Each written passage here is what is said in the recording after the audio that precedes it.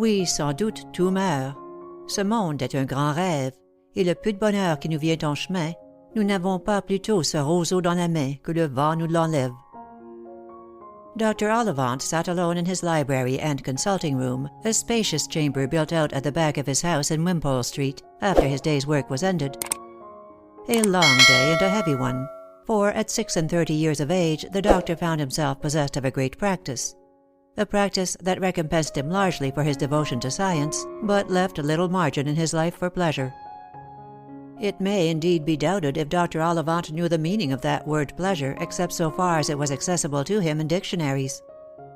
His father had been a hard-working, the world added money-grubbing, country practitioner, and at the earliest stage in which the infant brain is open to receive impressions, had striven to imbue his son's mind with a correct idea of life, contemplated always from his own particular point of view, that life was meant for hard work, that without hard work no man could expect to succeed, that worldly success was the supreme good to which the soul of man could aspire. Cuthbert Ollivant learnt the lesson, but applied it after his own fashion.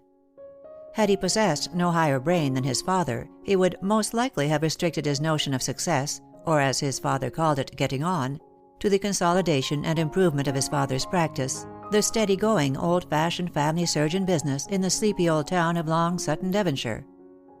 But the lad happened to be endowed with a larger mind than had illumined the Ollivant family within the present century, and for him success meant originality, the fruition of new ideas, a step forward in the march of science, or if not absolute invention, at least such an application of the wisdom of the past as should achieve some fresh good in the present.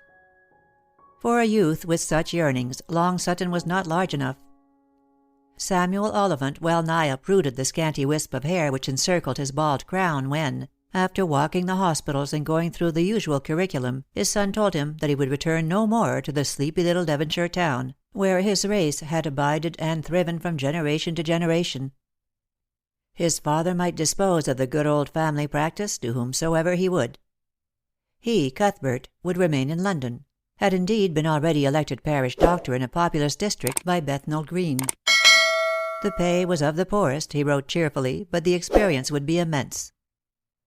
Mr. Ollivant groaned and gnashed his teeth and told his wife that her son was an idiot, but nothing he could say to the benighted young man could shake his purpose. Cuthbert began his work in the purlieus of Bethnal Green at 23 years of age, and went on with it steadily till he was 26.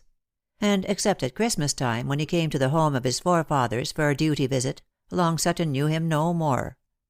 After 3 years' unflagging labour, there had never been such a parish doctor within the memory of the oldest overseer. He went abroad, studied in France and Germany, pushed on to St. Petersburg, made himself familiar with every school of medicine, and was called back to England a few months before his 30th birthday to attend his father's deathbed. "You've made a great mistake in life, Cuthbert," said the old man during the one brief hour in which he was able to talk rationally with his son. "You might have made this a splendid practice if you had worked with me for the last 7 years. As it is, the business has fallen off. I've been getting old. Didn't like to have a stranger about me, so wouldn't take a partner. Philby and Jackson have undermined me in the place, Cuthbert. The practice isn't what it was when you were a boy at school by 300 a year. But I leave you a comfortable little bit of money in spite of everything. It's your mother's doing. There never was such a woman to save money." This comfortable little bit of money thus spoken of amounted to some thousands, quite enough to justify Cuthbert Ollivant in the step he took immediately after his father's funeral. He sold the Long Sutton practice to Philby and Jackson, who already had 3/4 of the town on their books, and by this purchase established a monopoly. He would have sold his father's household goods also, but here his mother interposed. The chairs and tables might be old-fashioned, cumbrous, inelegant, but they were the chairs and tables she had known all her married life. 32 years, Cuthbert, think of that. "I do, mother, and for that very reason think we ought to begin our new life with new furniture." "I am too old to begin a new life, dear, and I like the old things best."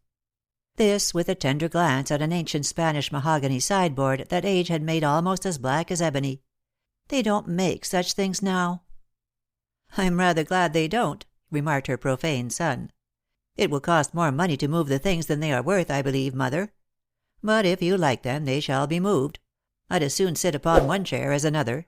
I have no artistic tastes."